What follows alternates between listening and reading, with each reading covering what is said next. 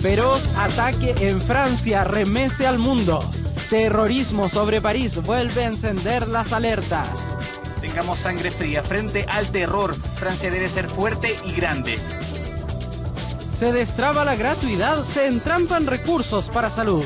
Quejas transversales por platas para hospitales derivan en ofensiva contra ministra. No nos ha quedado otra que defender con la herramienta más poderosa que tenemos como Parlamento, que es la acusación constitucional. La acusación constitucional la voy a enfrentar. Invitado, el responsable de las arcas fiscales, en vivo y en la mesa de Estado Nacional, el ministro de Hacienda, Rodrigo Valdés.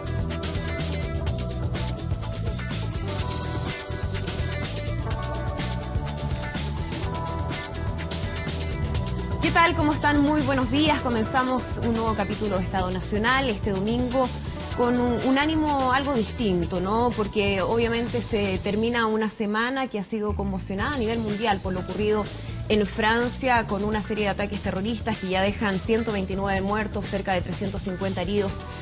Casi un centenar de ellos en estado crítico. A medida que pasan las horas vamos conociendo nuevos antecedentes respecto a lo sucedido y es uno de los temas, por supuesto, que vamos a estar conversando en este capítulo de Estado Nacional. Presento de inmediato a nuestros panelistas de hoy. Estamos con Clarisa Hardy, Eduardo Zafirio, ¿cómo están? Muchas gracias por acompañarnos. Cecilia Pérez, Gonzalo Miller y Patricia Politzer. Vamos de inmediato a lo primero, ¿no? Les mencionaba la situación de Francia, donde ya el presidente François Hollande ha hecho una respuesta dura, tajante, diciendo que esto es una declaración de guerra, ha sido interpretado como un acto de guerra y que Francia será despiadada en su respuesta a estos bárbaros de Daesh, que es el acrónimo en árabe, que es considerado despectivo por el grupo y por lo mismo rechaza ese nombre. Estoy hablando, por supuesto, de la organización El Estado Islámico. Francia tenía antecedentes, tenía una alerta antiterrorista elevada desde enero con los ataques al semanario satírico Charlie Hebdo, tenía información de inteligencia, había desbaratado otras acciones, sin embargo, en esta oportunidad no logró evitar que sus calles finalmente se tiñeran de sangre y dejaran esta gran tragedia en su capital.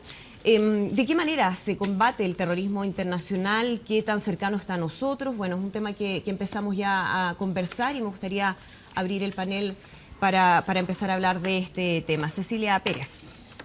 Bueno, tú lo decías, Andrea, la primera palabra es conmoción. Y frente a la conmoción, yo creo que no ha existido en términos de líderes mundiales un relativismo en lo que significa rechazar el terrorismo. Y eso es positivo dentro de todo lo que ha significado esta tragedia. Y dentro de eso mismo yo creo que hay que tener mucho cuidado en una cosa, que son los prejuicios. Esto no es el mundo árabe. Esto no representa ni siquiera la religión musulmana. Y tanto es así que muchos de los musulmanes han salido en una campaña pública señalando "no hables en mi nombre", un poco refiriéndose a lo que ha sido el acto perpetrado por el grupo fundamentalista islámico, conocido como ISIS, hoy como Estado Islámico. Y ahí es donde uno te viene la reflexión. No es justo que nadie pueda apoyar a ningún organismo que por razones ideológicas, por razones religiosas, finalmente terminen con la vida de personas inocentes por un derecho superior al que ellos se inspiran, que no corresponde a un mundo como el que estamos viviendo nosotros. ¿Cómo se combate finalmente el Estado Islámico? ¿Cómo se combate la amenaza del terrorismo internacional, en particular del terrorismo yihadista, que ha sido el que más ha golpeado quizás en el mundo en los últimos años, Eduardo Zafirio?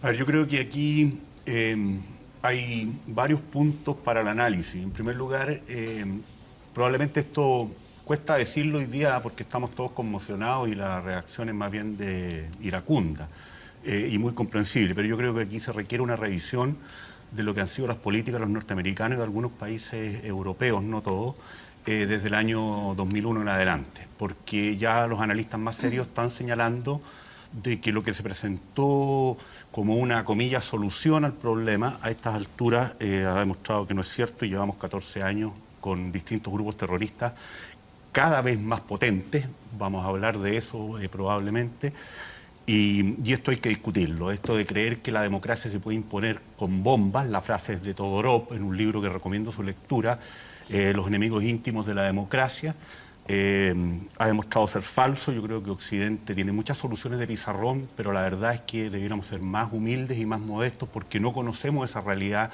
cultural, religiosa, incluso política, llena de realidades tribales que nosotros abandonamos hace cientos de años. En segundo lugar, yo creo que también la afirmación que se acaba de hacer es clave. Sobre todo desde el punto de vista de la solución política de este problema, recomiendo una lectura de hoy en el Mercurio de Joaquín García Huidobro, que me parece muy lúcida, en el sentido que cree que aquí hay una guerra de civilización o que estamos en guerra contra el Islam. Es una simplificación que lo único que va a conseguir es fortalecer a estos grupos extremistas cuando lo que necesitamos es darnos cuenta que hay una realidad moderada que incluso ha repudiado no solo este hecho, sino que todo el tipo de acciones de violencia desde hace ya bastante tiempo. Y en tercer lugar, quiero decir que estamos en presencia de una organización que se está buscando estructurar como Estado por la vía del califato, con un control de territorio, de población, con más de 2.000 millones de dólares en efectivo, con capacidad hoy día de cobrar incluso, comillas, impuestos a esos 8 millones de personas que están en los territorios que fueron, ojo, desestructurados justamente por acciones de Occidente, en el caso de Irak, y bueno, está toda la situación siria.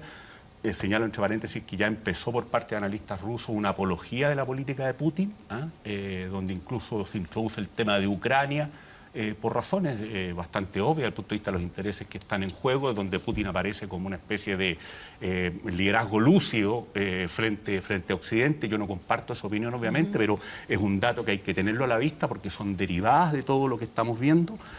Y yo creo que aquí esto requiere un análisis mucho más a fondo. Se burlaron de la seguridad francesa, hay que decirlo. Hace algunos meses incluso se especuló que la explosión del avión en el Sinaí había contado con participación egipcia, porque ¿cómo era posible introducir una bomba? Bueno, ¿cómo es posible 6 atentados? Y lo que pasó en el estadio fue realmente fortuito, porque si el presidente no va, los terroristas no sabían que esta situación iba a ocurrir, estaríamos hablando aún de situaciones mucho más espantosas de las que ya estamos conociendo. Y yo la última pregunta que lanzo para discutir esto sin hipocresía es ¿quién entrega las armas, quién abastece de municiones a estos grupos terroristas?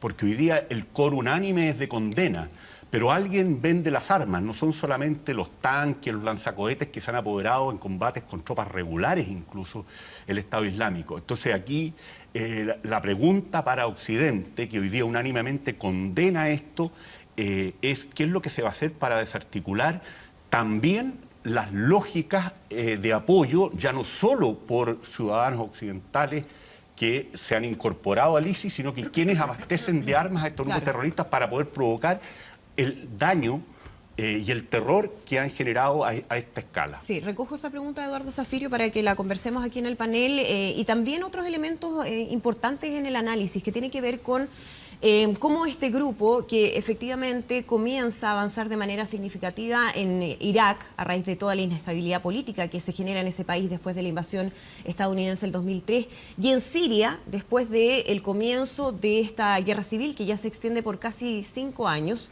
y donde ha estado actuando permanentemente con persecuciones contra minorías, con decapitaciones, asesinatos en masa, pero donde parece que a la comunidad internacional no le había importado tanto como le importa en estos momentos, cuando ya ha atacado una capital europea.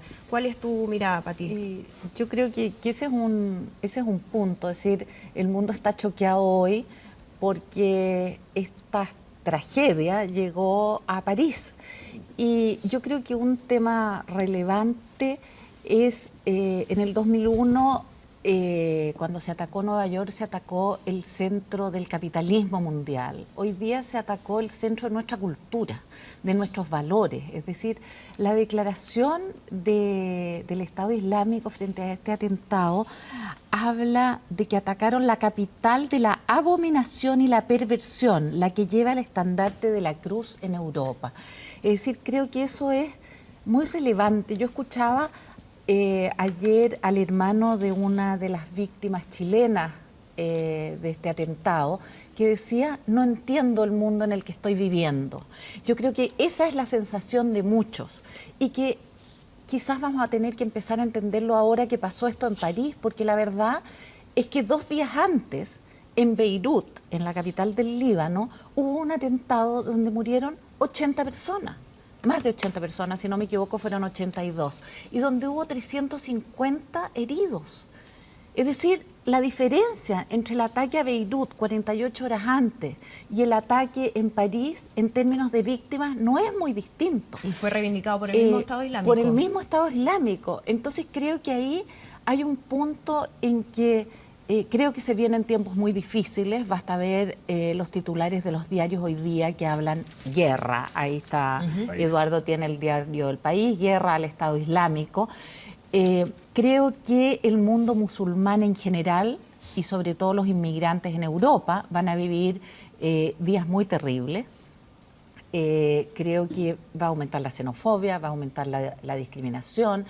Me preguntaba ayer viendo las noticias, todos estos miles de inmigrantes que vienen huyendo del mismo Estado Islámico en el Medio Oriente, ¿quién los va a querer recibir? Cuando tenemos ya que antes de esto habían países que decían: nosotros no aceptamos las cuotas para recibir inmigrantes que está imponiendo la Unión Europea.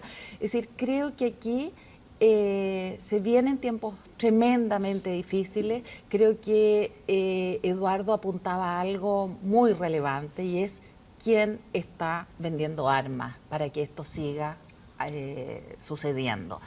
Creo que las políticas de Occidente hasta ahora no han dado ningún resultado.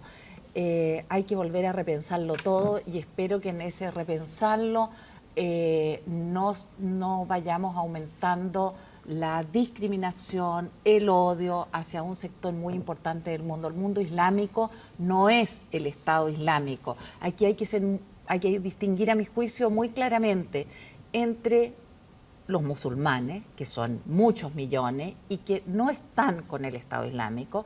Hay que distinguir entre los grupos fundamentalistas, que son aquellos integristas que quieren volver, como su nombre lo indica, a los fundamentos de su religión.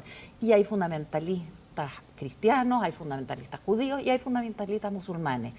Y más allá de eso están los fundamentalistas extremistas, los que están por tomar las armas, los que están por matar a todos aquellos que no crean en su ideología, en su religión pequeña. Y ahí mueren musulmanes, como hemos visto en Beirut, mueren cristianos, donde hemos visto verdaderos genocidios en los últimos tiempos, y hasta ahora el mundo entero no se había impactado. Esto tuvo que llegar al centro de París, y eso es muy dramático. Gonzalo. Bueno, yo creo que comparto mucho lo que dice Patricia. O sea, aquí hacer primero la diferencia, ¿no es cierto? Aquí cuando uno entiende que detrás de ISIS las principales víctimas han sido los propios árabes, los propios musulmanes, y había una pasividad en Occidente, una pasividad que es inentendible a veces. O sea, nosotros vimos voces de la Iglesia venían clamando hace mucho tiempo por el genocidio que se producía hacia el interior de Irak a manos de ISIS. Parece que no habíamos acostumbrado a estas decapitaciones, ¿no es cierto?, a través de los medios de comunicación, como que fueran parte de una guerra, como que no nos impactaran lo suficiente. Y yo creo que lo de París es eso, es un llamado, un remesón fuerte, un despertar, un duro despertar, y junto con tener esa solidaridad, ¿no es cierto?, con Francia. No es casualidad que sea Francia, no solo por lo que comenta, yo se lo agrego a lo que dice la Pati, que tiene que ver con los valores, es que ellos no tienen ningún límite, ningún escrúpulo, no solo ningún respeto por la vida humana, sino que están usando los principios de la democracia, los principios de una sociedad libre, lo están usando en contra de esa propia sociedad libre. Y es ahí donde uno tiene que calibrar, decir, la reacción frente a estos grupos terroristas, a una organización terrorista, donde, claro, uno tiene que preguntarse de dónde viene el financiamiento, primero, porque sin financiamiento no hay armas. Uno dice, bueno, ¿y de dónde viene el financiamiento para estos grupos? ¿Quién hace la apuesta a que un grupo como ISIS se termine instalando como una realidad? Cuando se habla incluso que la manera como controlan el territorio es bajo la lógica del terror. Aquí no hay nadie que esté apoyando, no hay millones de personas detrás de ISIS. apoyándola o tratando de formar este Estado. Porque aquí pareciera que fuera como un grupo independentista, como lo que hemos vivido tradicionalmente. No, uno tiene que entender que aquí lo que hay es una organización terrorista de segunda generación, que hace palidecer a Al-Qaeda. Y que por lo tanto la respuesta, yo estoy de acuerdo, tiene que ser compleja, a la altura de una organización terrorista de segunda generación, que tiene que ser, por un lado, una respuesta militar, sin duda. Lo estaba hablando Francia. Cuando yo escucho a Hollande hablar de que esto es una declaración de guerra, apunta y no descarta que con los límites que tiene el Estado de Derecho y la democracia, tiene que responder ante una agresión a su país. Pero también tiene que tener una respuesta en los otros ámbitos, en el ámbito de la cultura, en entender el fenómeno, en saber separar, porque, y ella lo dijo la Pati recién, que o sea, hay millones de musulmanes que viven en Europa y no tienen culpa de nada de lo que ha pasado. De hecho, ya uno empezaba a ver, leyendo los diarios en Francia y en España, los testimonios. Había una persona que atendía en una cafetería, ¿no es cierto?, musulmán, y que él ayudó, fue clave en salvar a 2 mujeres. Entonces, decirle, obviamente que aquí, sin caer en las caricaturas, ni en el facilismo de que aquí hay un choque de culturas, que no lo es. Aquí lo que es un grupo terrorista que tiene una versión pervertida de la religión, porque tampoco tiene un soporte de religión. Yo no soy un estudioso del Islam, pero cuando uno empieza a estudiar, es una religión que no tiene como fundamento la violencia ni la muerte como imposición hacia el otro. Entonces uno dice, bueno, hay perversiones en la religión, esta es una versión pervertida, como decía, del Islam, y por lo tanto uno tiene que decir, bueno, aquí en la reacción compleja no se le va a venir desde la lógica de lo militar porque es insuficiente, aunque es importante. Porque aquí lo que va a haber es un combate frente a fuerzas que no tienen temor, fuerzas que están militarizadas y que de alguna manera están masacrando población en Siria, en Irak, están masacrando población permanentemente, todos los días. Y tienen además la capacidad de llevar ese terror, exportarlo no solo a París, sino a cualquier rincón del mundo. Entonces uno dice, bueno, ¿tiene que haber una reacción militar? Sin duda tiene que haber. ¿Es suficiente? No, no es suficiente. Tiene que haber también desde lo mejor de Occidente, desde sus valores, en términos de saber distinguir, saber diferenciar qué es lo que es una amenaza y qué es lo que tiene que saber distinguir respecto de que no está enfrentando a otra cultura ni a otra religión, sino que está enfrentándose a una organización terrorista de segunda generación. Sí, hay un tema que va a ser fundamental en relación a lo que ha ido sucediendo en los últimos meses, en los últimos años, pero que se ha incrementado en los últimos meses, que tiene que ver con la crisis de inmigrante, lo mencionaban ya, ¿no? Entendiendo que había habido un acuerdo de parte de los países europeos de establecer cuotas para recibir a los refugiados que venían justamente huyendo de la guerra, de las persecuciones de grupos como el Estado Islámico. Y resulta que ya vemos algunas reacciones concretas. Por ejemplo, el gobierno de Polonia, que ha dicho ya oficialmente que no va a aceptar más refugiados y que no va a respetar el acuerdo que había con los países de la Unión Europea. La pregunta es de qué manera debiera enfrentarlo esto Europa. ¿Cerrar fronteras o no? Revisar, por ejemplo, lo que es el acuerdo de Schengen, que permite la libre circulación por los países de la Unión Europea. ¿De qué manera se enfrentan a esto? Entendiendo también lo que puede ser legítimamente el temor de la ciudadanía respecto a nuevas situaciones como esta. No cabe duda que uno de los damnificados de toda esta situación no solo son los muertos efectivos de este periodo, digamos, de lo que ocurrió este fin de semana en París, sino los cientos de miles de ciudadanos que viven estas persecuciones en los países a los que no ha habido sino la salida que huir, que llegan hacia los lugares de donde se han convertido en víctimas, porque finalmente son el resultado de los bombardeos en esos países y son los primeros damnificados. Es decir, ¿por qué es de extrema gravedad todo lo que ha pasado? Primero porque había incluso antes de esta masacre reciente de París, ya muchos brotes xenofóbicos en los países que estaban recibiendo sus cuotas de inmigrantes. Lo que se está viviendo en Italia, Hungría, para qué hablar Alemania, Merkel, que fue la que finalmente ordenó el modelo de recepción de cuotas, está pagando un precio muy alto. Y entonces los gobiernos democráticos con valores inspirados en... como decías tú, Gonzalo, simultáneamente están viviendo brotes neofascistas de una derecha muy dura en Europa, que excusados en la crisis del desempleo, ven amenazante las llegadas de estos inmigrantes y ya habían puesto una voz de alerta. Imagínense ustedes cuánto caldo de cultivo hay ahora para desarrollar este neofascismo en Europa, si además los pueden acusar ya no solo de que van a quitar empleo, sino que nos vienen a matar a nosotros. En ese sentido hay una columna muy impactante escrita por un periodista español precisamente del País que se llama, lo noté aquí, Rubén Amón, que habla que el horror del francés ahora es que el francés estaba habituado a que el terrorismo fuera contra los policías, contra los judíos, contra caricaturistas que finalmente se mofan, pero no contra nosotros. Esa es un poco la expresión. Y él está señalando uno de los problemas tal vez más graves que se va a enfrentar, porque yo comparto contigo, Gonzalo, lo que han dicho, el poder militar disuasivo para esto, pero esta no es la solución. Esto, por el contrario, puede fortalecer, porque hay que preguntarse de dónde nacen estos fanatismos. ¿Dónde está el calvo? Primero son jóvenes. Fíjense que reclutan no solo en Siria, en Irak, reclutan en Europa.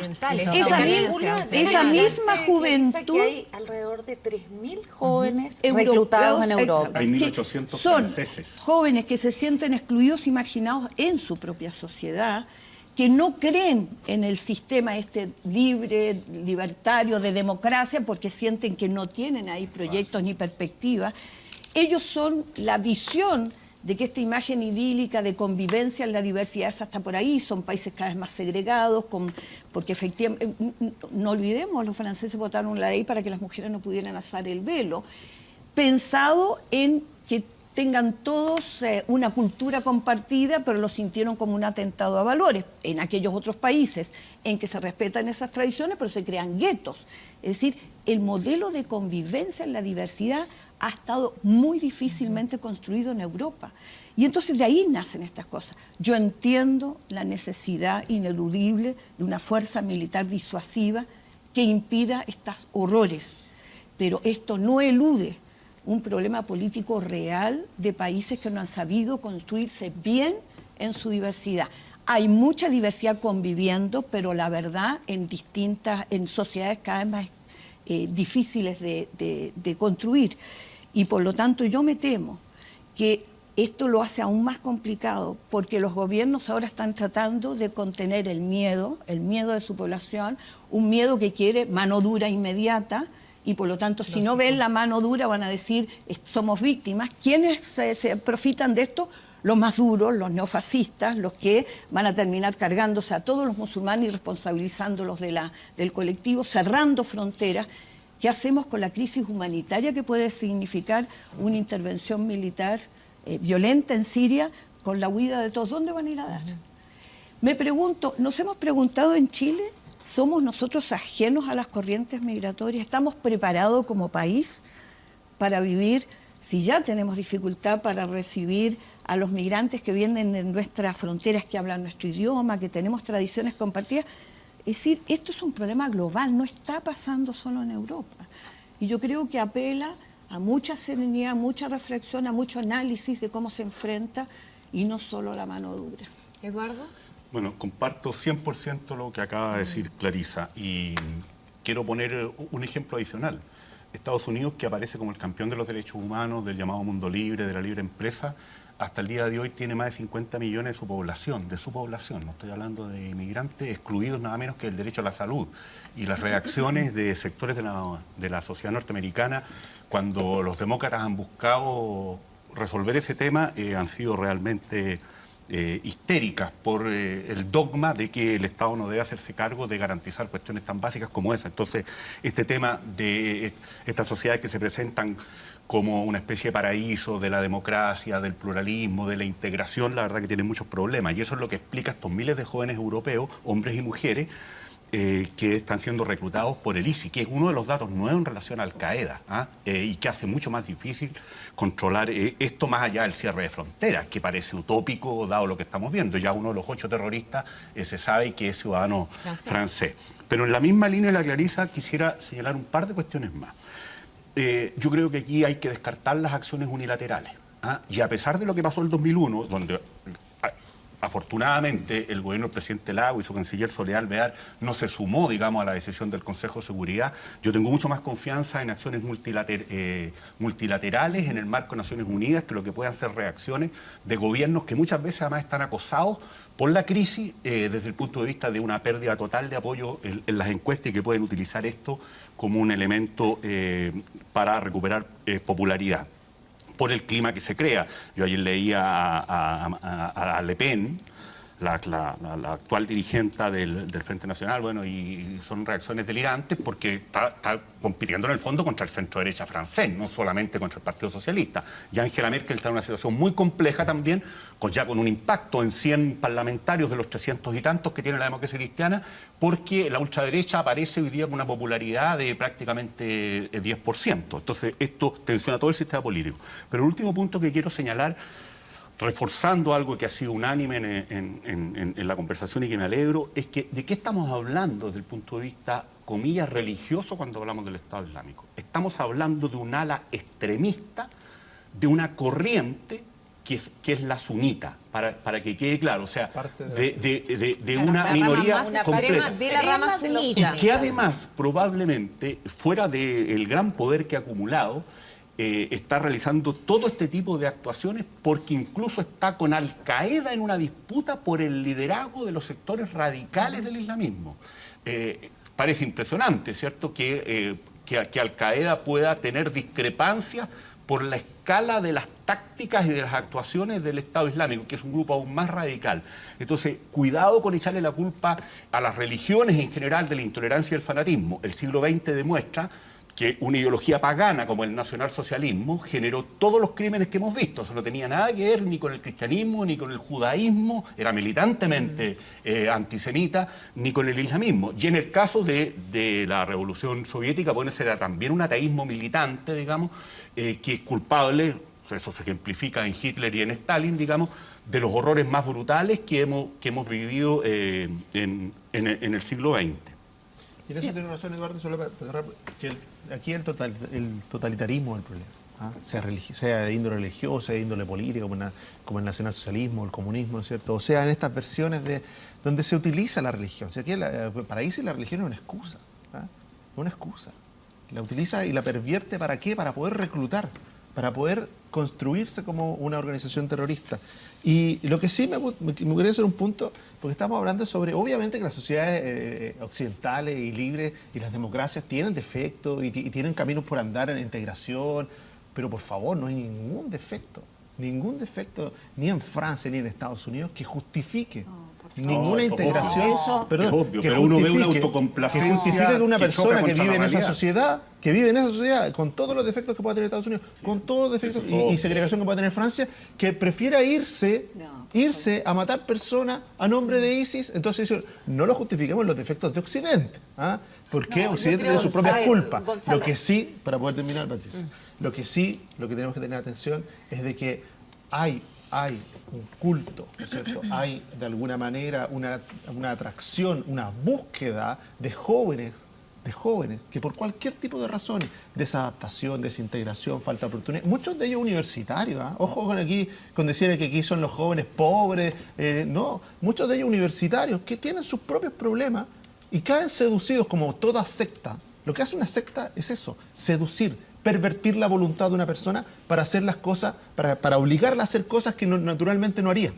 Entonces, cuando vemos que aquel decapitador más famoso es un joven inglés, no un desadaptado, no un rechazado por la sociedad, no un inmigrante, es un joven inglés. Universitario, con estudio. Universitario, con estudio, uno dice, ojo, que lo que estamos aquí es una versión pervertida de la religión, pero eso es una organización... Una cierta autocrítica y no por eso, autocomplacencia, no, de querer dictar pero la autocrítica tiene que ser correcta. ¿Por qué? qué? Porque aquí lo que estamos en presencia es de una secta. Es una secta que lo que hace es pervertir la mente de los jóvenes, atraparlos y obligarlos a hacer cosas que naturalmente no harían. Sí, pero ¿sabes qué? Yo creo que no hay nadie que esté justificando este actuar. Sin embargo, uno de los temores que yo siento es que este terrorismo logre su objetivo, es decir, provocar terror, y para combatir el terror de la población empecemos a tomar medidas de seguridad aparentemente para que la vida pueda seguir como queremos que siga y que esto signifique ir achicando cada vez más las libertades, ir achicando cada vez más los derechos civiles a los cuales estamos acostumbrados las democracias occidentales. Se supone que esos son los valores que se defienden. Y ese sería el éxito del Exacto. Estado Islámico. Por lo tanto, yo confío, por ejemplo, no leí las últimas informaciones al respecto. Dentro de algunos días está la cumbre climática que se va a realizar. París. Entonces creo que el hecho de que siga en pie y siga realizándose es un hecho tremendamente importante. Cecilia Pérez, para ir cerrando ya el tema. Solo como última reflexión, termina siendo súper doloroso que tenga que suceder esto el día viernes en Francia para que Oriente exista para el mundo. Y yo creo que ese finalmente es el mensaje. O sea, acá no se resolvió los problemas de Oriente que son culturales. Son de raíces culturales ancestrales, como lo decía Eduardo, con haber terminado con el régimen de Saddam Hussein. Se incrementó. La rabia que existió entre esta división que se produjo finalmente con la invasión norteamericana entre sunitas y chiitas te provocó un fundamentalismo mayor en contra de la propia población de Oriente. A mí lo que me termina sucediendo es que tiene que ser Occidente el que se reviente a través de un acto de terrorismo para que se empiece a recordar lo que ha sucedido por décadas en Occidente. Lo que está pasando en Siria, lo que vivió Libia, lo que pasó en Egipto, lo que ha sucedido también en Afganistán. O sea, pero por eso les digo, o sea, en Afganistán, lo que sucede en Israel, lo que sucede en Gaza. O sea, esa es una realidad que para muchos pareciera ser objeto de un reality, de verlo a través del televisor. Y no es así. Entonces, cuando pasa en la ciudad de la luz, que es París, de un país que tiene una trayectoria no solamente democrática, sino que de acoger la diversidad, donde uno pudiese pensar que es lo menos dado para que suceda esta no una vez, sino que ya 2 veces, porque el atentado fue hace poco contra Charlie Hebdo, donde hay supuestas amenazas en contra de Roma, en contra de Londres, en contra de Washington. Tampoco estamos tan alejados. Entonces, yo solamente parar las luces, uno, y lo comentábamos en Camarín con Patrice y con Clarisa, de que también en Chile hay que ser súper cuidadosos de lo que esto genera en las propias comunidades con cédulas más fanáticas. Y me refiero a la comunidad palestina, me refiero a la comunidad judía, porque uno empieza a leer ciertas representaciones a propósito de eso y terminas tensionando algo que no corresponde. Y yo creo que en eso tenemos que ser todos muy responsables, muy cautelosos. Yo concuerdo con la mesa de que acá no basta una reacción militar, porque me da la impresión que no ha sido la solución. Me da la impresión que al contrario, ha extralimitado el fanatismo, a que hay que entender la cultura. Y la cultura ha llevado a que en Oriente, en Medio Oriente, sean millones los asesinados. Y tiene que pasar en Europa para que el mundo se estremezca. O si no, pensaríamos que es parte de una película. Y yo creo que ahí está la reflexión mayor que uno tiene que hacerse. Hemos inventado una palabra para legitimar la muerte de civiles, una palabra muy cínica, le llamamos daños colaterales. Eso lo que significa son niños, mujeres y viejos que no son combatientes, muertos por miles o por cientos de miles en los bombardeos occidentales. Pero los daños colaterales están en Oriente, porque aquí son víctimas civiles. Exactamente. Bueno, yo no quisiera que termináramos de tratar esto sin mencionar, yo sé que en la globalidad de lo que ocurrió es muy pequeño, pero es muy decidor, de estos chilenos que murieron en el teatro. Dos de ellas, dos mujeres, y ¿por qué quiero decirlo? Porque esto también nos remonta, como nos invitaba Cecilia, a pensarnos desde acá. Que es una de ellas sobrina y sobrina nieta del ex senador y actual embajador de Chile en México, Ricardo Núñez, y primas de quien fuera panelista de este programa, Alfredo Joañán. ¿Y por qué lo señalo? No porque sean parientes de gente que uno conoce, nos duele más, sino porque vivieron historias atrás. Imagínense el dolor de esa familia. Son su padre, el exintendente en el caso de los Jonan. Era estuvo preso del Partido Comunista, estuvo preso, salió exiliado. Son familias con historias muy trágicas detrás, que mueren de esta manera tan trágica, y esto nos lleva a esta reflexión. Es decir, de cómo crear modelos de convivencia en donde las distintas posturas políticas puedan dirimirse democráticamente. Yo creo que cada vez que vemos eso, no ocurre allá, nos está ocurriendo también a nosotros. Y bueno, tal vez la reflexión es la que decíamos. Hemos abrazado la globalización como un dato de la causa sin entender las enormes complejidades que tiene. Porque la globalización y la convivencia en culturas tan desiguales, hay unas mejor que otras. Somos nosotros los dueños del modelo de verdad, o construirlo colectivamente tiene costos muy altos y sacrificios muy altos para evitar precisamente que termine teniendo vidas humanas de por medio. Parte de las reflexiones para terminar, Eduardo. Positivo, en 10 segundos. Más allá del horror, yo creo que las reacciones del gobierno francés señalando de que aquí se van a seguir apegando a los valores que supuestamente Occidente representa frente a la barbarie, frente al terrorismo, Estado de Derecho, respeto a los derechos humanos y búsqueda de soluciones no solo militares sino políticas, es algo muy esperanzador porque demuestra un liderazgo sereno en un momento en que cuesta mucho tener la serenidad por razones obvias. Exactamente, nos quedamos con esa idea, nos quedamos también estábamos revisando recién imágenes de lo que estaba sucediendo a esta hora en París, ahí tenemos, ¿no?, imagen en directo de lo que ocurre cuando ya son miles las personas que han llegado hasta algunos de los lugares que fueron escenario de estos ataques, recordemos casi en simultáneo, perpetrados por 3 comandos terroristas del Estado Islámico, según la reivindicación que ellos mismos han hecho, y que dan cuenta entonces de una ciudadanía que se pone de pie, que quiere dar una señal de que no va a bajar los brazos y que va a seguir luchando por los valores que siempre han defendido. Nos vamos a la pausa con esa imagen, ya vamos a estar de regreso con el ministro de Hacienda, Rodrigo Valdés, quien viene a hablar de presupuesto Estado Nacional.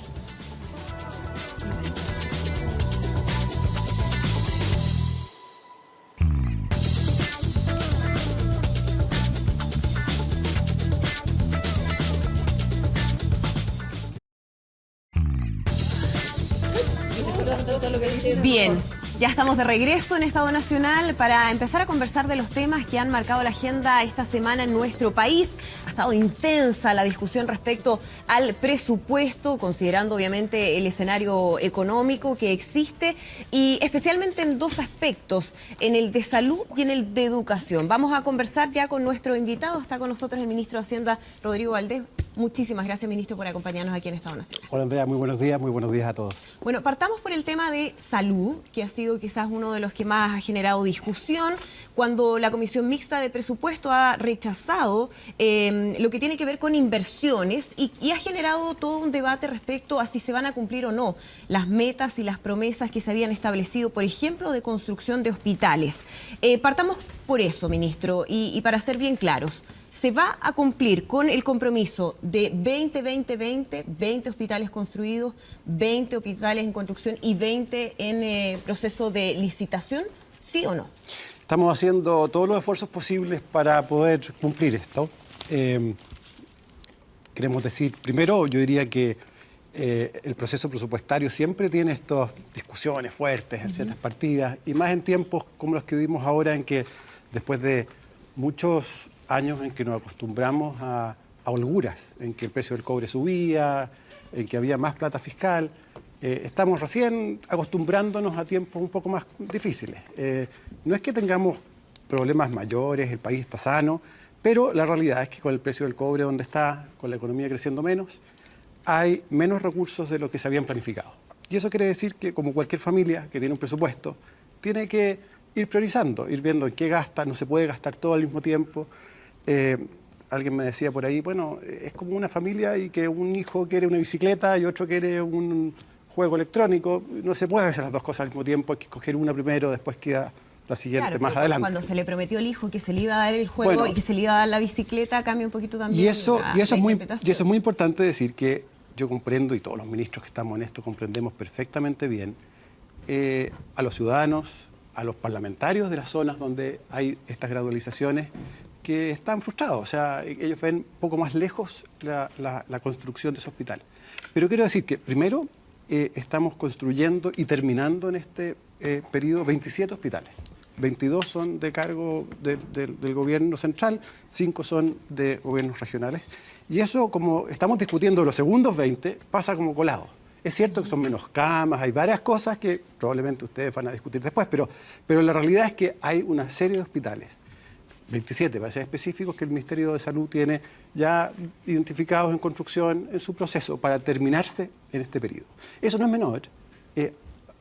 Al menos en el periodo anterior y en estos periodos de 4 años, es muy difícil comenzar y terminar un hospital en el mismo periodo.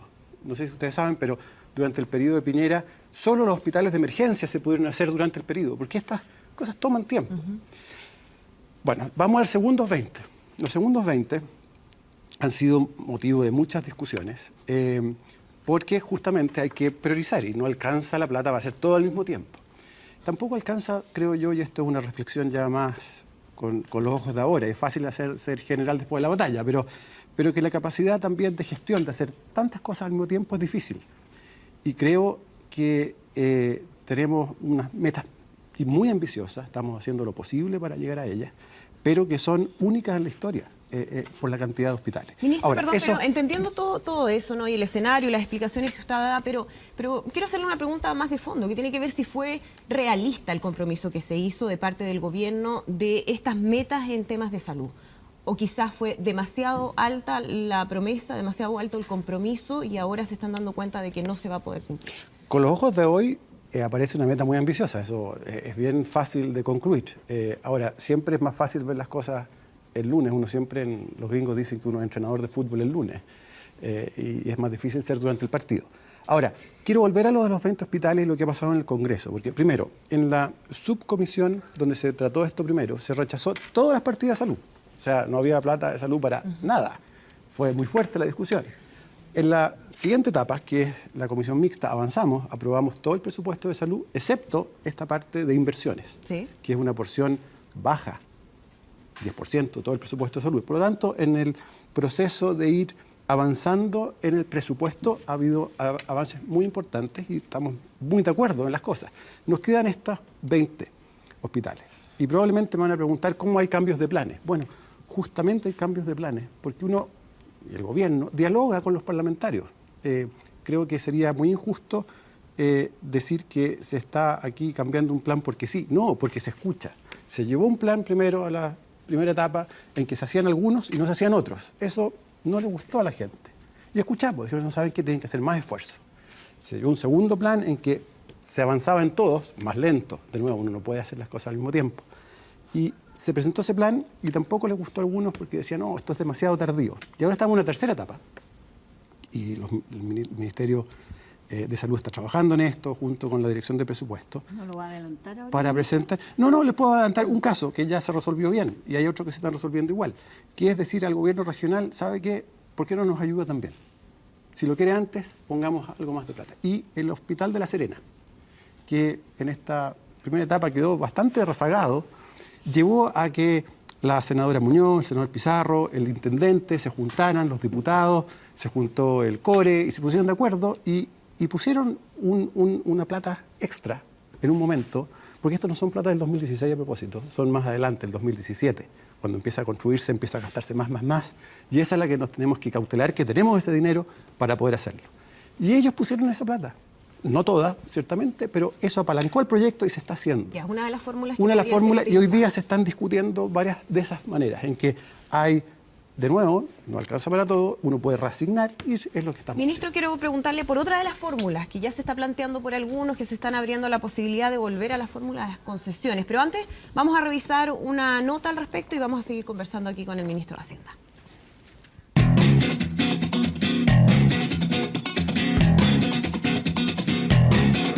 Nunca falta el que no está de acuerdo. Me parece un arreglo cosmético. En la ley más importante no se habla de calidad de educación. Y segundo, aquí no se le da la ayuda al estudiante más necesitado. Pero se organizan en el frente. Hemos logrado un acuerdo en el sentido que la glosa sobre gratuidad que viene presentada en el Parlamento puede hacer parte, ¿no es cierto?, de la ley de presupuesto. Y Comisión Mixta aprueba glosa de gratuidad en presupuesto para educación. Ahora, en salud y más o menos en la línea de lo que la presidenta advirtiera el 21 de mayo. Ningún proyecto se quedará sin ejecutar. Lo que sí puede pasar y que puedan sufrir retrasos respecto de su proyección inicial.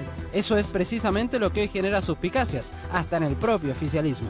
Yo esperaría que el gobierno reaccione, recoja el guante antes de la votación del presupuesto y entienda que en salud, particularmente en materia de infraestructura, hay una serie de compromisos que no se están cumpliendo. Tenemos una dificultad estructural para construir los hospitales. Yo preferiría un sinceramiento real. Y en comisión mixta bajo pancartas de impávida muchedumbre. Y ante la sinceridad del hombre de Hacienda. Nos gustaría hacer todos estos hospitales más rápido, pero la responsabilidad hace que no se pueda hacer. El resultado es negativo para el gobierno en la partida de inversiones, considerada insuficiente, hasta en círculos oficialistas, y alejada del compromiso inicial del Ejecutivo, que hablaba de 20 hospitales construidos, 20 iniciando construcción y 20 en proyecto al finalizar su periodo. Constitución. La presidenta dijo, vamos a reconstruir este hospital.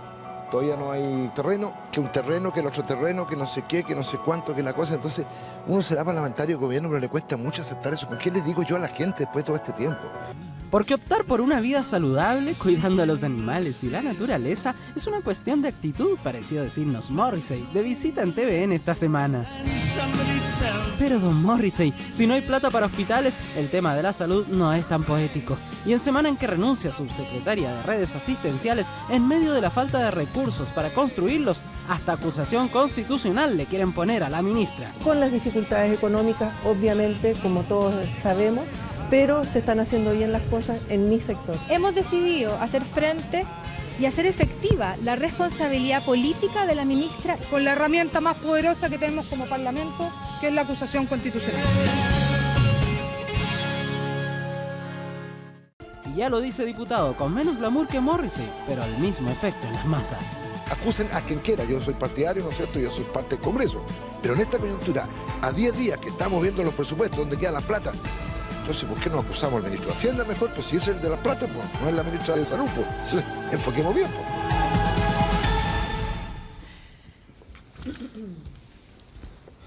Bien, pues ahí estábamos viendo algo de lo que había pasado durante esta semana con esta discusión en el tema de presupuesto, además marcada por la presentación de una acusación constitucional en contra de la ministra de Salud, Carmen Castillo, la renuncia de la subsecretaria de redes asistenciales, Angélica Verdugo, de la jefa de inversiones también del Ministerio de Salud. Y yo le había dejado planteada una pregunta, ministro, que tiene que ver con la posibilidad de volver a una fórmula que había sido descartada por el gobierno, que tiene que ver con las concesiones de los hospitales.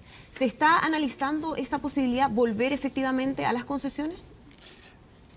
Le contesto inmediatamente esa pregunta, pero dado que pareciera que tuviésemos grandes problemas, déjenme decirle que tenemos muchos desafíos sin duda, pero dos estadísticas importantes. Nunca se había construido tanto en infraestructura primaria como ahora. La cantidad de infraestructura primaria que se está haciendo cada día es muy importante. Estamos como dedicados a las cosas que no vamos a poder hacer y no vamos a mirar el vaso medio lleno o 3/4 de lleno. ¿A qué se refiere con infraestructura primaria? Centros en que la familia, los CEFAM, por ejemplo, y la gente, los SAR, centros de alta resolución, es donde la persona, antes de ir al hospital, va. Cuando la persona está enferma a las 4 de la mañana y está lejos de una urgencia, bueno, va al centro de la comuna. Eso es un centro de alta resolución. Donde la gente se atiende en los consultorios. Ya. Ahora, entiendo. Y el segundo, y voy a abrir la concesión en un segundito, Pati. Y otra cosa de vaso medio lleno, y esto no es este gobierno, es Chile en sus últimas décadas. Hoy día un chileno tiene una expectativa de vida al nacer más alta que un gringo que nace en Estados Unidos. Y eso nos debería dejar muy contentos. O sea, hay cosas que por esta el pelotero al corto plazo no nos deja mirar el bosque, ¿no? Espérame un poquito, Pati, para que termine el tema de las concesiones, que me parece que es relevante porque se ha generado, incluso hay una discusión al interior del oficialismo en relación a si se debiera volver a considerar como una posibilidad para cumplir justamente con estos compromisos que se están poniendo complicados en términos de la concreción. A ver, esto tenemos una sola mirada en el gobierno. Hemos hablado de este tema. Yo no lo descartaría a priori. Hoy día, por ejemplo, lo dijo la ministra Castillo en su entrevista, lo dijo el ministro Marcelo Díaz. Pero la ministra dice no por ahora. No por ahora porque nuestro proyecto hoy día no lo considera. Yo al menos quiero ser lo más pragmático posible acá. No quiero ni glorificar las concesiones, como algunos piensan hacerlo, o dicen que es como la salvación, ni quiero decir que son la peste, tampoco. Lo que pasa es que son difíciles de hacer en este aspecto, en salud. y la experiencia que tuvimos hasta ahora no fue muy buena. Han sido, al menos del mundo de la salud, no se evalúa como muy bien. ¿Por qué? Porque al final del día, si uno quiere ser pragmático, a mí me gusta la famosa historia de Deng Xiaoping, de que mientras el gato caza ratones, ¿qué importa el color que tenga? Y si uno va a tener hospitales con concesiones, sin concesiones, directas, bueno, veamos cuál funciona. Pero aquí el color del gato es un poquito más que el color, porque hacer buenos contratos es difícil. La experiencia en Inglaterra, después de que ellos han aprendido, ha sido muy buena. La experiencia en España ha sido regular. Hay lugares en España que han funcionado bien y hay lugares que han funcionado pésimo. Ya, es decir, es un tema de cómo se haga, no del problema de la concesión. Estamos hablando, ministro, de concesionar construcción o concesionar construcción y gestión, porque son dos cosas vinculados distintas. a servicios, ¿no? Hay de todo. La experiencia acá con concesionar construcción y varios de los servicios no ha sido buena. No ha sido buena porque creo yo que los contratos que se hicieron, no teníamos la experiencia. Esto no es llegar y decir, concesiono y hago algo como que se supiera hacer. Hay que tener muchos equipos, tiempo, y por lo tanto, para nuestros 27 hospitales que tenemos que hacer ahora y terminar, esto no es parte de la historia, ya están construyéndose esos hospitales. Para los 20 siguientes, se verá en el tiempo. Si uno es demasiado lejano en el tiempo y una concesión se puede adaptar para eso y sabemos hacerla bien, perfecto. Creo yo, por ejemplo, que si uno quisiera hacer desde eso... el punto de vista de las platas, para entenderlo, porque aquí se ha dicho desde algunos sectores que es más caro a través del sistema de concesiones, otros dicen que eso es falso, que efectivamente tienen valores similares, y a la gente lo que le interesa es si va a tener un hospital o no va a tener un hospital al final del día, más allá de toda esta discusión. Pero hay que ser responsables y tener buenos estudios para decidir esa pregunta. Yo creo que la pregunta es si son más caros o más baratos. La verdad es que está estudiada a medias. Lo mismo nos pasa a propósito de un tema de salud relacionado, farmacias populares, que quizás podamos entrar después. Han salido unos a favor, otros en contra. Bueno, estudiémoslas bien, veamos si también no hay subsidios cruzados. Entonces, creo que tenemos que tomar un poquito más de distancia a estos debates que son muy apasionados y decir, bueno, funcionan o no funcionan, y ser pragmático. Para la gestión de corto plazo, como ha dicho la ministra, como ha dicho el ministro, la verdad es que no están encima de la mesa hoy día. Pero eso no quiere decir que Chile tenga que cerrarse alternativas que funcionan en otras partes. Hay que aprender a hacerlos bien, sin embargo. Lo que decía Eduardo... La mesa hoy día, perdón, ministro, significa que no va a estar durante el gobierno, porque si usted ya está pensando más en el largo plazo, tendría que decidirse luego si efectivamente se va a hacer ese cambio. No está hoy día sobre la mesa. Eso no quiere decir que más adelante uno pueda discutir estas cosas. Pero hoy día lo que queremos es sacar el presupuesto, sacarlo bien. Tenemos muchas cosas sobre la mesa para agregarle además esto otro, que además no nos funciona. Ahora, gran diferencia en platas. Una cosa son los costos. Hay otra cosa que es re importante por el mundo de las concesiones, que equivale a como arrendar una casa en vez de comprarse la casa, por un tiempo al menos. Entonces, desde el punto de vista fiscal, también hace una diferencia. Si uno más pobretón arrienda, no compra casa. Bueno, tiene ese espíritu también. Pero es algo que, de nuevo, tenemos que estudiar mucho mejor si queremos que sea una alternativa viable. Ministro, más allá de las concesiones, usted habla de lo que se está haciendo en atención primaria y dio una... al escucharlo da la impresión que las cosas en salud están más o menos bien.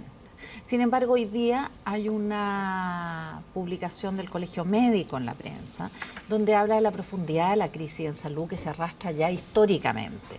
Y ahí yo quisiera preguntarle si no habrá que hacer lo que están planteando algunos en el área de salud, sincerar las cosas, y que nuestra prioridad no debiera estar en la construcción de hospitales, sino que más bien solucionar otros problemas, por ejemplo, el de los médicos. Tenemos hospitales construidos, funcionando, sin médicos, sin personal de salud adecuado. Entonces, quizás el foco está puesto en los hospitales, porque sin duda es una aspiración, además es lo que más luce políticamente para los parlamentarios que tanta oposición le hicieron en el presupuesto, pero en el fondo de la solución de salud no tendremos algunos problemas que debieran tratarse antes y que habría que sincerar las cosas frente a la opinión pública. Estamos gastando una gran cantidad de recursos que se trasladan al sector privado precisamente porque tenemos estos vacíos tremendos en los hospitales que ya existen.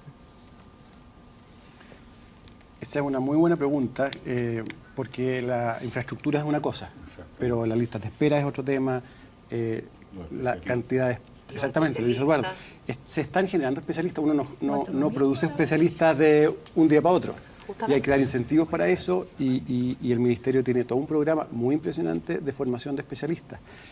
Ahora eso toma tiempo, pero quiero volver al tema de que la salud es un elemento complejo en todos los países. Si uno ve discusiones en cualquier país, la salud es siempre un tema. Si uno ve, se retrae 10 años, cuando el presupuesto de salud, no sé, puede haber sido como la mitad ahora. También era un tema muy grande y los temas van de a poco mejorando y la gente va, con justa razón, demandando mucho más. Hoy día estamos haciendo 40.000 cirugías al mes. 30.000 de esas son de urgencia. Son por auge o porque la gente está en urgencia.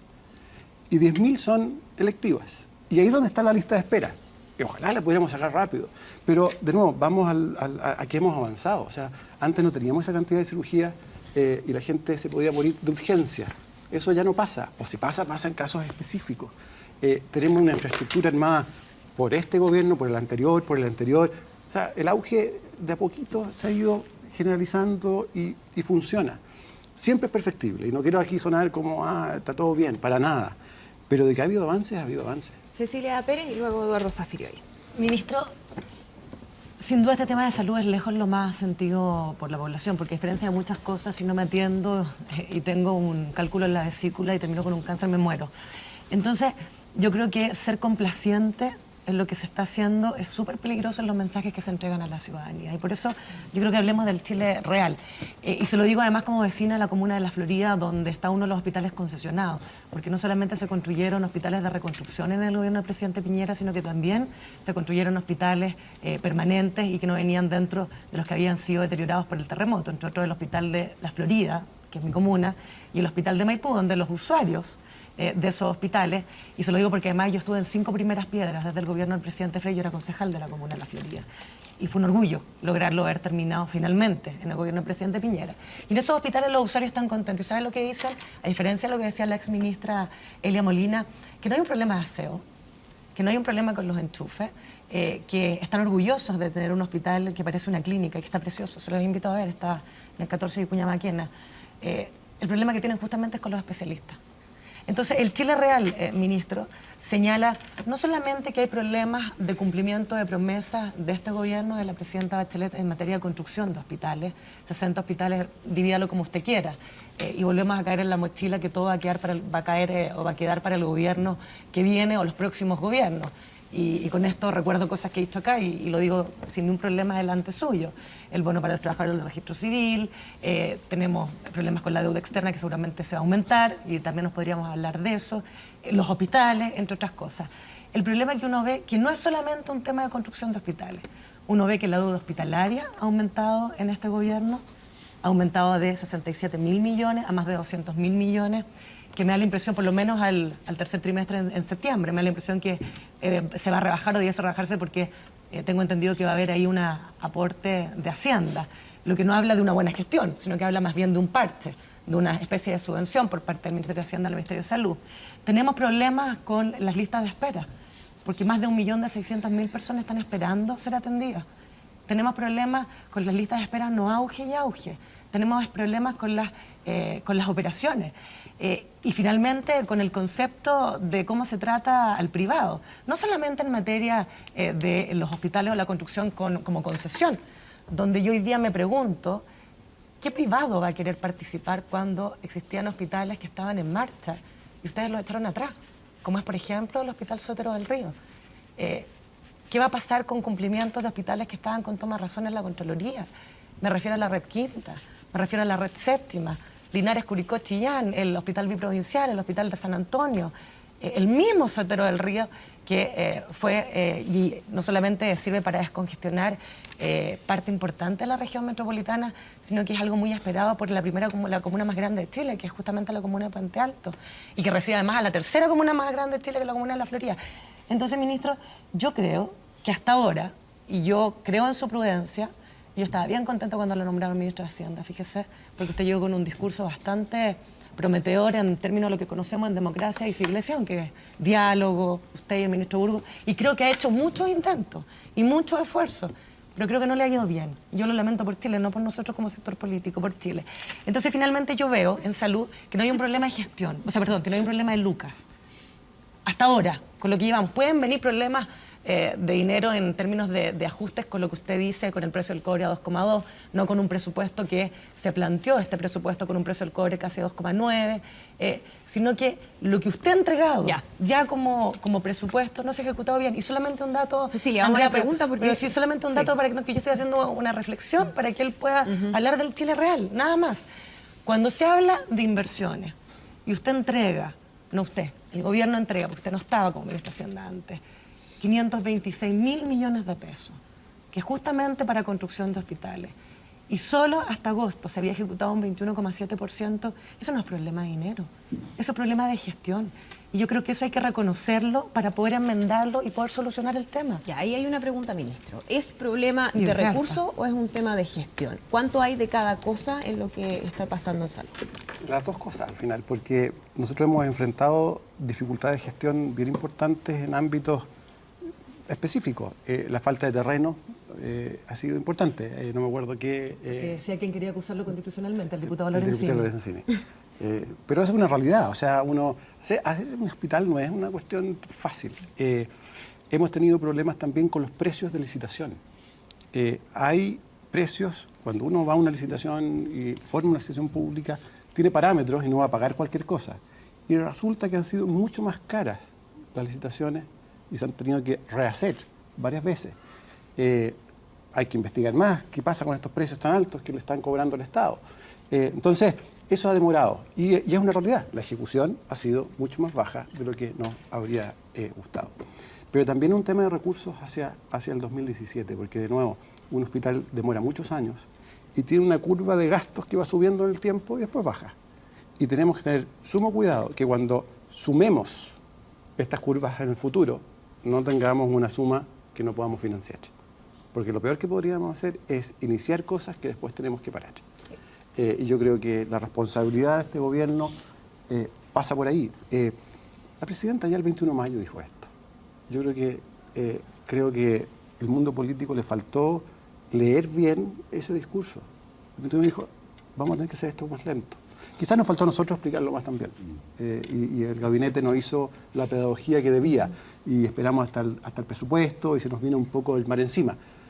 Pero quiero decir que en el cónclave de la nueva mayoría, todos, el ascenso... ¿Cuál de todo?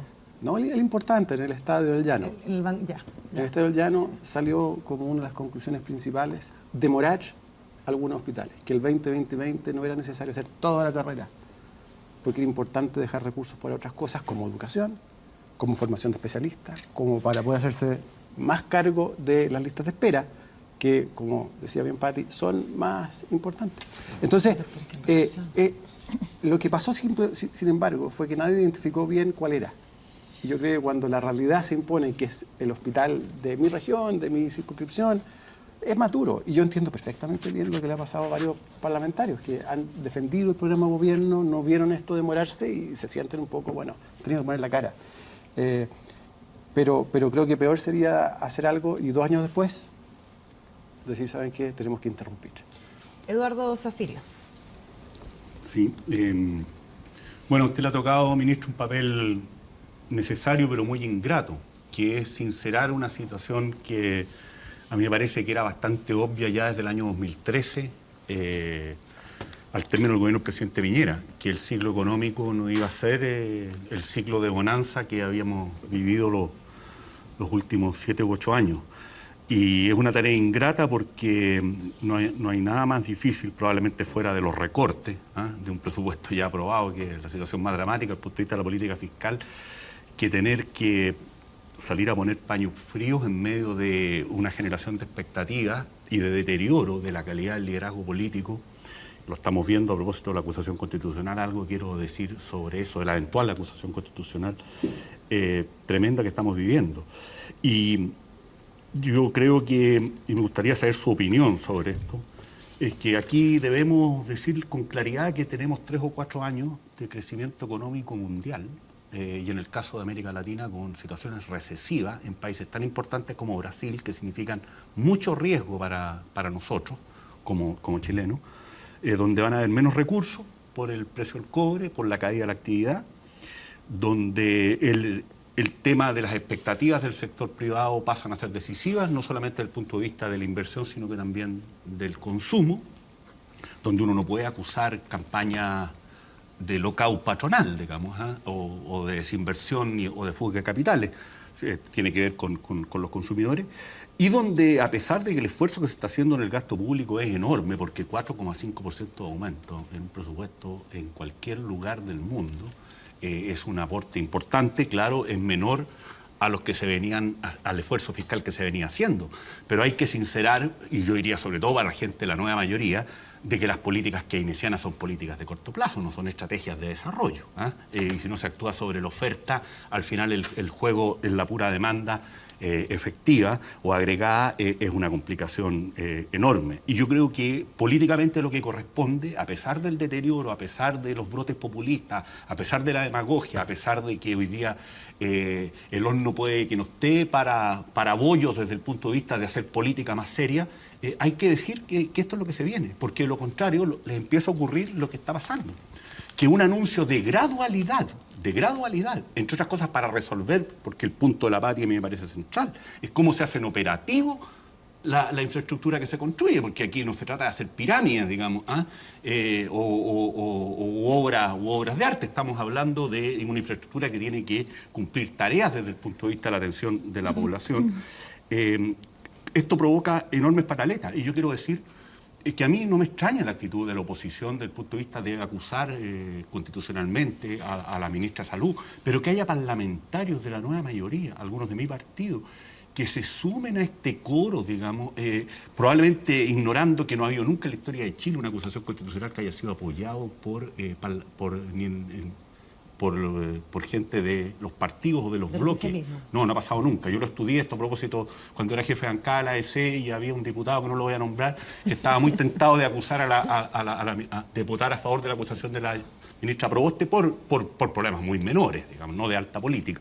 Y encargué el estudio a la Biblioteca del Congreso, entonces puedo afirmar responsablemente lo que estoy diciendo, desde el siglo XIX en adelante. Entonces, cuando uno ve algunas declaraciones, realmente ya la falta de conocimiento mínimo de historia de Chile es sorprendente. Digamos, hay gente que ya está en edad para conocer un poquito más de la historia del país. Entonces, ¿pero qué tiene que ver esto con la acusación constitucional? Es que en el fondo, ministro, el problema es de recursos. Entonces, en estricto rigor, si esta acusación fuera seria, usted debiera ser el acusado constitucionalmente. Si es que fuera seria. Si Se acaba de salvar la ministra Castillo. Si es que fuera seria, pero al final se carga por razones de impacto en la opinión pública contra una ministra que, desde el punto de vista de lo que es el manejo del presupuesto, tiene que operar de consumo con reglas que básicamente le fijan ustedes. A ver, creo que es importante poner nuestro presupuesto en perspectiva, porque es bueno decir que está creciendo 4,4%, no 4,5% el gasto, que es menos de lo que crecía antes, pero no estamos recortando, estamos expandiendo, estamos priorizando, sí, y por lo tanto hay que hacer algunas cosas primero y otras después. Y me gustaría comparar eso con algunos países en presupuesto, porque es cierto, Brasil está en una recesión importante, la región está compleja. Pero déjenme dar dos ejemplos. Ecuador, el presupuesto está cayendo 17%. Junto con el petróleo. Colombia está cayendo la inversión pública 10% y creciendo 0% el resto, congelado el resto. Perú está creciendo menos que nosotros el presupuesto. ¿Por qué podemos nosotros hacer esto? Porque podemos hacer un ajuste gradual hacia la nueva realidad, porque tenemos poca deuda, porque tenemos una historia de ser responsables. Podemos darnos un tiempo, ver si esto dura demasiado, si el precio del cobre se queda en 2.2, 2.20 por años, bueno, va a ser más complicado.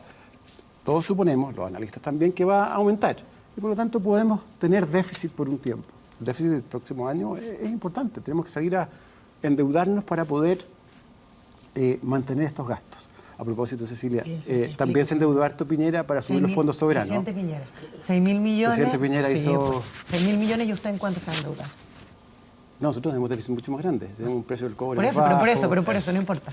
Es que eso es lo tenemos el importante. déficit más grande vamos a quedar endeudados los chilenos, porque no es que se endeude usted, endeuda a los chilenos. Este año el déficit va a ser el más importante desde el retorno a la democracia, si uno exceptúa el año 2009. Que fue la crisis déficit, subprime. claro, y fue un déficit medio a propósito. Y por lo tanto la importancia de gradualizar, de tener que enfrentar estas pero por eso peleas políticas. Pero para que Pero no, déjeme de los la- 6.000 millones, ¿en cuánto vamos a terminar endeudados los chilenos al terminar Este este año gobierno? va a ser un poco menos de 9.000, el próximo año 10.000. Bueno, va a depender después de los siguientes años, ¿no? De qué pase con la realidad de los precios del cobre en el mundo, qué pase con nuestro crecimiento. Pero, ministro, lo que está preguntando Cecilia, yo creo, es ¿qué responsabilidad tiene el gobierno en esto o es todo tiene que ver con la situación económica general, global? Yo creo que lo que estamos haciendo como gobierno es lo adecuado desde el punto de vista de los déficits que estamos teniendo, dada la situación actual. El Fondo Monetario nos recomendó graduar nuestro ajuste fiscal. ¿Para qué vamos a hacer un ajuste fiscal a matacaballo si no tenemos deuda como tienen los países que tienen que hacer ajuste fiscal a matacaballo? El fisco se endeuda hoy día UF más 1,5 a 10 años. El mercado cree en nuestra estrategia. Es cierto que vamos a tener más deudas y por eso hay que no podemos seguir ampliando este déficit y tenemos que trabajar duro para ir cerrándolo, pero no tenemos por qué hacerlo de un año para otro. Ya. Ahora, acusación constitucional, no quiero dejar pasar Sí. eso, porque yo creo, a mí sí me extraña, Eduardo, que la oposición se haya metido en esto. No, yo quiero hacer un punto bien de fondo. Yo creo que es una cuestión que nos saca de foco como país, es una cuestión de política pequeña, que le saca tiempo a la ministra.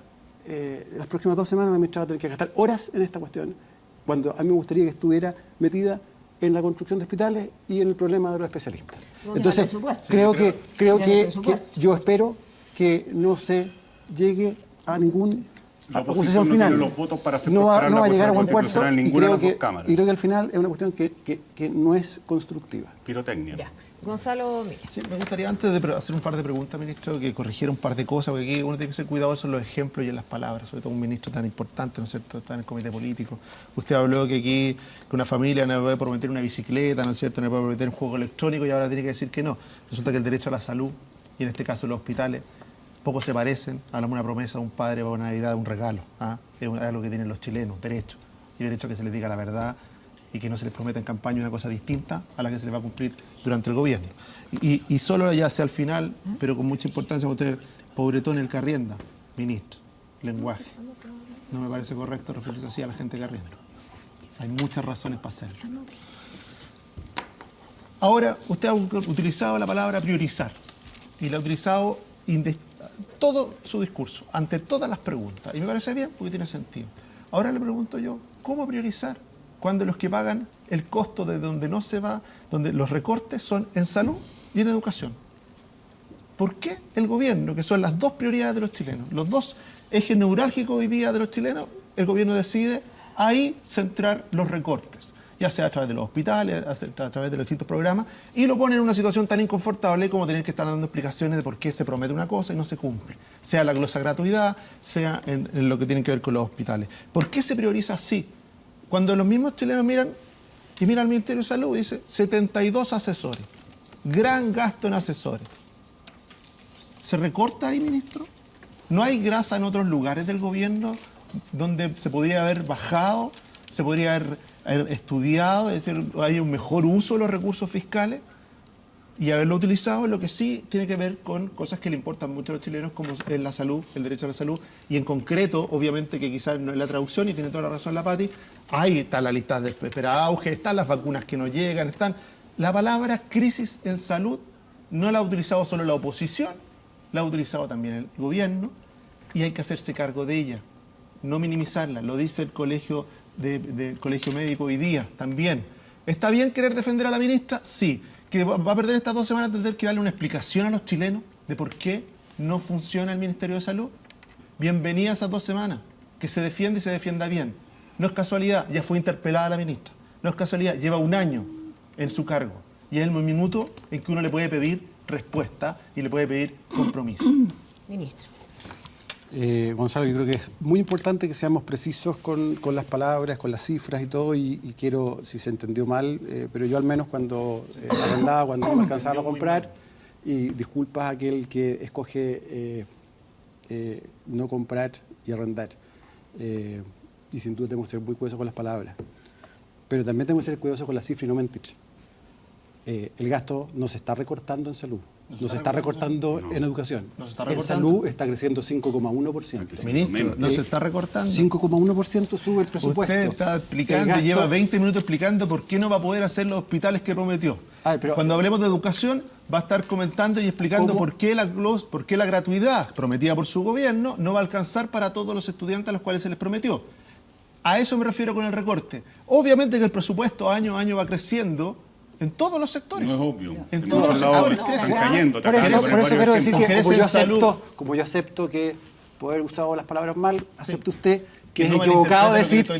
Sí, pero usted también, Gonzalo, diga, ¿sabe qué? Me creo que lo están recortando. El presupuesto está aumentando en casi 9% en salud, en 5,1%. Está recortando la promesa entonces, no el presupuesto. Bueno, pero que seamos precisos, respecto de lo que nos habría gustado ¿por qué recorta la promesa entonces? Bueno, es que es una gran diferencia.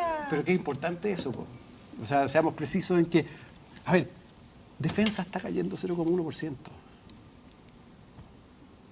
Y eso no es una cuestión menor hoy día, y es un esfuerzo que hacen las Fuerzas Armadas de no crecer para hacerle espacio a salud y a educación. Cuando hablamos de priorizar... Ministro, un 0,1% está cayendo defensa. ¿Sí?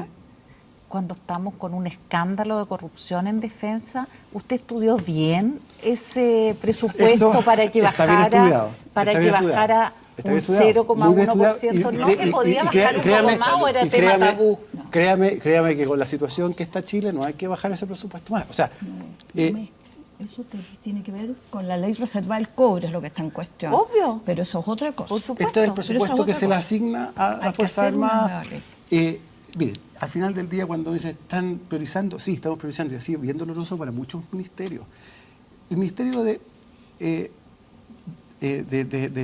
Trabajo tiene un programa grande, importante, que es de los programas estrellas, que se llama El Más Capaz.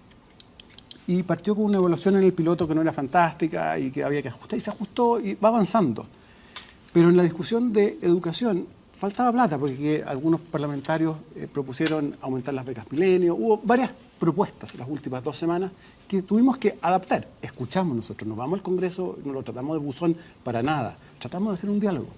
Y reasignamos desde ese programa, que es queridísimo del gobierno, algo de plata para acá. Ministro, vamos a estar hablando a continuación del tema de educación, pero Clarisa, para que cerremos salud y pasar al próximo yo tema. O sea, no lo tenía... ¿Usted considera que el gasto en salud está bien como está? Gonzalo, ya... Déjeme decir una cosa más. Por favor, lo que yo sí le pido es que un minuto antes no me peguen porque está creciendo mucho el gasto y al minuto siguiente me peguen porque está creciendo poco el gasto en salud.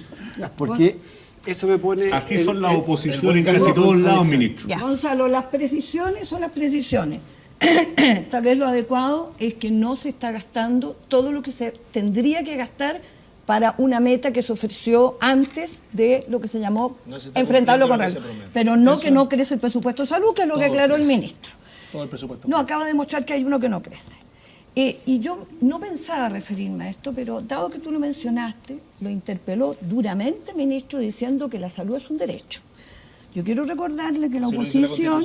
Sí, quiero recordarle a la oposición de este gobierno que cuando se votó la ley Auge, pensando en el derecho garantizado a salud, no le garantizaron los fondos necesarios y se negaron al fondo solidario, que le pena hasta hoy de déficit para poder cumplir con el auge. La política de auge fue aprobada casi unánimemente. Quiero señalar lo que voy a leer a continuación, lo dice el Mercurio de hoy, a propósito del derecho a la salud que usted le reclama a este gobierno por no hacer los hospitales.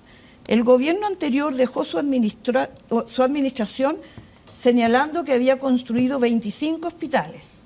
Al revisarlos se constata que todos fueron recintos cuyas licitaciones, diseño e incluso obras comenzaron antes del periodo presidencial de Piñera.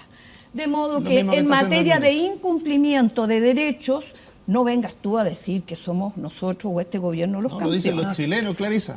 No, quiero decirte que el derecho lo violentaron. El incumplimiento sobre los hospitales es algo que te están reclamando todos los chilenos. El derecho lo violentaron ustedes desde hace mucho rato con la salud. Pero yo quiero llegar a lo actual. Lo normal es continuar un gobierno a otro las cosas importantes. Sí, pero también iniciar obras. Lo que no es normal, con un terremoto, créeme que se hizo hartas cosas. Lo que no es normal es retirar por el bien de los chilenos, lo que tú ya estás avanzando, porque tú fuiste ministra y sabes lo que es tener una cartera de proyectos y lo que cuesta. Voy a precisamente justamente por un tema Cecilia, ideológico, porque no estás de acuerdo con las concesiones, Clarisa. A ver, no dañas a los empresarios. Precisamente dañas a los chilenos. No, estás dañando también el erario público, y esa era una de las preguntas. ¿Por qué saqué a colación lo del auge, ministro? Porque no le permitieron, con la reforma de la salud, también fijar políticas de contención de costos. Y se han disparado los costos hoy día de prestaciones en salud. Me pregunto, precisamente por la experiencia que tuve como ministra, donde está el sistema de inversiones, algo que usted mencionó que están viendo en las licitaciones, que son, lo que yo constaté entonces, eran los costos se habían disparado en la construcción de infraestructura pública, porque finalmente es una inversión cautiva. Y por lo tanto, acá estamos entrando tal vez de lleno a algo que es una dificultad para no estar siempre pensando para atrás, ministro. Que es tal vez lo más importante, lo que no se ha acometido. Yo tenía ingenuamente la ilusión de que el gobierno viniera con el anuncio del gobierno de los mejores lo iba a hacer, pero no lo hizo. No lo hemos empezado tampoco, que tiene que ver con la modernización del Estado. Yo pensé que hacer otro censo. De la modernización del Estado. Porque aquí sí que es del corazón de cómo uno piensa para adelante la capacidad de realización de gestión y de inversión de un Estado que ha crecido en materia de inversión ferozmente. Ministro. Muy de acuerdo con el tema de contención de costos. No solo tiene que ver con los costos de construcción, que a propósito puede estar también ligado al boom de construcción alrededor de la minería. Chile tuvo un boom de 14 años en que todos los costos de construcción de casas subió. Se movió mucha gente al norte. O sea, también hay cosas de que los costos en Chile, en el lado de construcción, subieron. También creo que nos falta más competencia. Hemos aprendido estos días que hay menos competencia en Chile de lo que nos gustaría. Y tenemos que revisar eso también en estos ámbitos.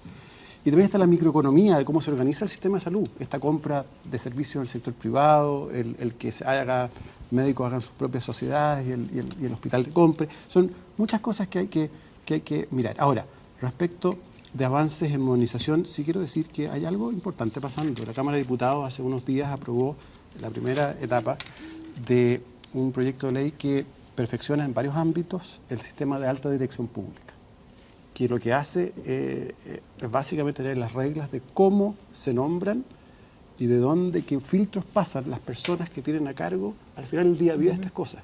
Porque la ministra podría ser, o yo, podremos estar dedicados, pero el día tiene 24 horas y somos una persona. Aquí uno depende de equipos que son muy grandes.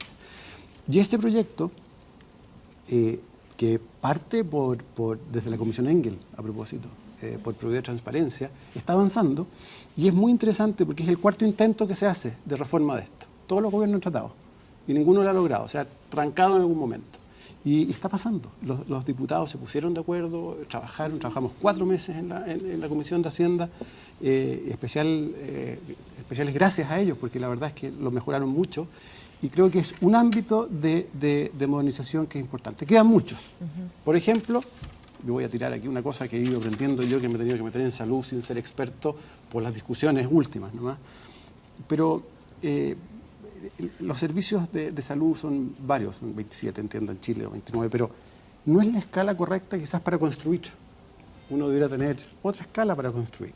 Entonces uno dispersa demasiados recursos en eso y debería tener varios servicios juntos. Entonces hay que repensar algunas cosas para hacer más eficiente el Estado.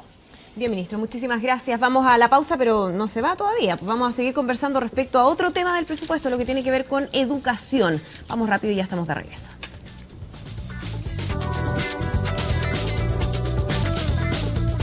Ya estamos de regreso, habíamos dejado pendiente el tema de educación porque finalmente la Comisión Mixta de Presupuestos se aprobó la famosa glosa 5 para la gratuidad en educación superior, solo sabemos para el próximo año.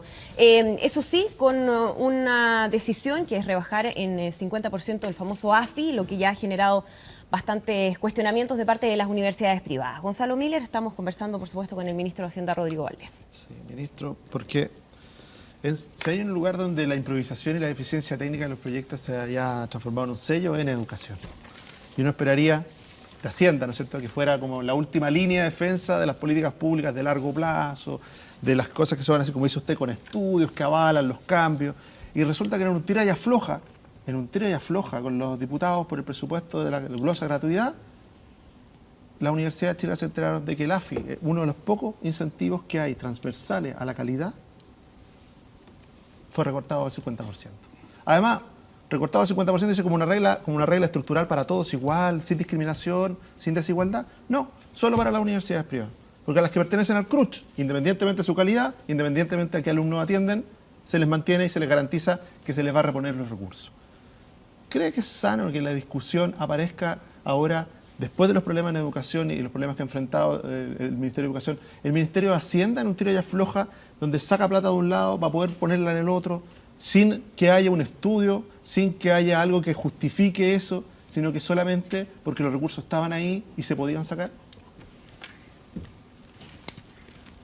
Déjeme partir por un tema más grande, que algo esbocé antes, que es importante, que como nos pidieron preguntas al Cayo, considerar que uno esperaría respuesta al Cayo. Dos respuestas. Una es que este es un proceso que requiere diálogo y por lo tanto las cosas cambian bajo el diálogo.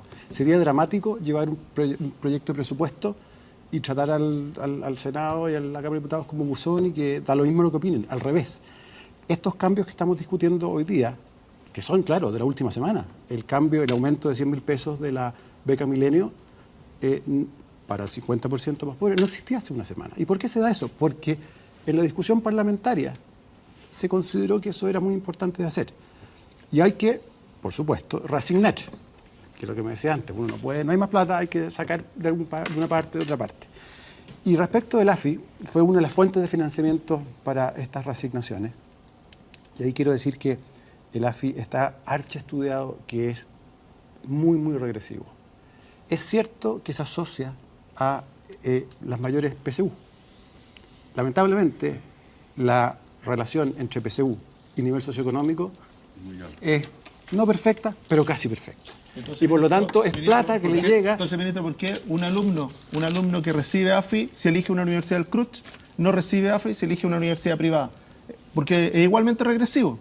Entonces, toda la argumentación de regresión significa que o elimino el AFI, porque considero que es regresivo, o si no, lo que hago es decirle, por lo menos establezco que sea igual para todos, porque si no, lo que estoy haciendo AFI, ¿no? Es poniéndole un incentivo perverso a ese alumno de que, depende de la universidad que elija, es si va a contar o no con esos recursos. Perdón, ¿se va a eliminar? El AFI se va a eliminar año, ¿no? el próximo año, hacia el 2017, se va a eliminar completamente, dentro de toda la estructura de nuevo financiamiento que habrá. Pero no, el AFI se devuelve a los fondos basales para investigación, ¿okay? Para las estatales, para el G9. Y interesantemente empezamos un nuevo fondo basal para investigación, para fortalecer la investigación, para aquellas universidades privadas que adscriban a gratuidad. Entonces aquí esta plata no es así, se mueve porque sí, se mueve exactamente porque queremos diferenciar bien qué es aportes que tienen que ver con enseñanza, y vean en todo el tema de cuánto se cobra, cuánto se traspasa en gratuidad. Y segundo, fortalecer la investigación y en particular, quiero decir, se abre esta nueva glosa que no existía. Antes, siempre se dice que el CRUCH es como un club muy cerrado. Bueno, empieza a abrirse con esta línea. Hay universidades que si deciden entrar a la gratuidad van a poder tener una línea especial de apoyo al financiamiento para su inversión. Nos quedan 2 minutos, Clarisa, así que por favor, bueno, tal vez hagamos algo muy breve. Tal vez destacar una cosa muy positiva. Primera vez que uno ve realmente una complicidad entre un ministro sectorial y el ministro de Hacienda, algo distinto de lo que reclama Gonzalo Müller, de por qué no pone orden a las decisiones de educación. A mí me parece muy prudente que los ministros de Hacienda estén al servicio de los ministerios sectoriales y no los normen, y escuchen las recomendaciones, obviamente, de los ministros o ministras, en este caso Adriana del Piano. De modo que primero quería destacar eso. Y otro, que usted haga énfasis en que la glosa es simplemente una transición para un proceso que va a estar normado por ley. Yo nunca escuché a la derecha alegar, cuando empezó la reforma procesal penal, que eso discriminaba a las regiones que no estaban en el periodo de proceso.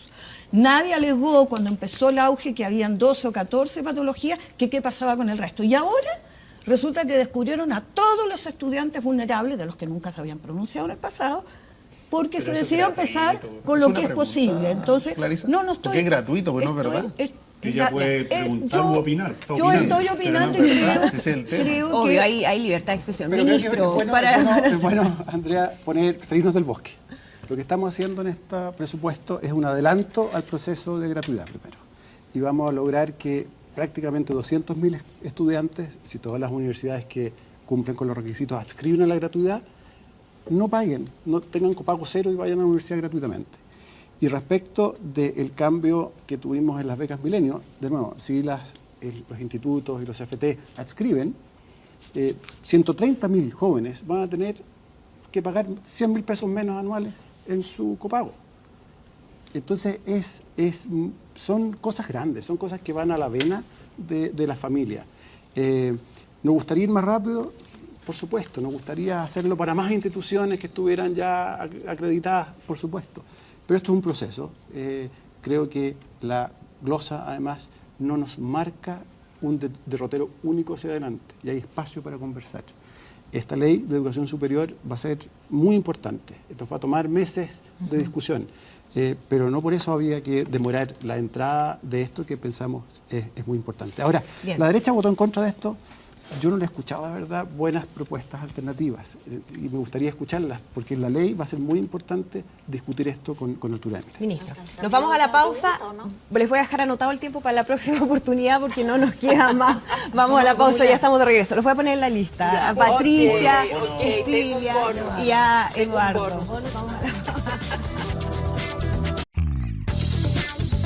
Bien, comenzamos ya a despedir este capítulo de Estado Nacional. Le agradecemos, están todos muertos de la risa ahora. Ministro de Hacienda, Rodrigo Valdés, muchísimas gracias por acompañarnos. Muchas gracias. Que esté muy bien. Gracias Chao. a Clarisa, Eduardo Zafirio, Patricia Polich, Gonzalo Miller, Cecilia Pérez. Nos reencontramos un próximo domingo. Que esté muy bien. Buen domingo a todos.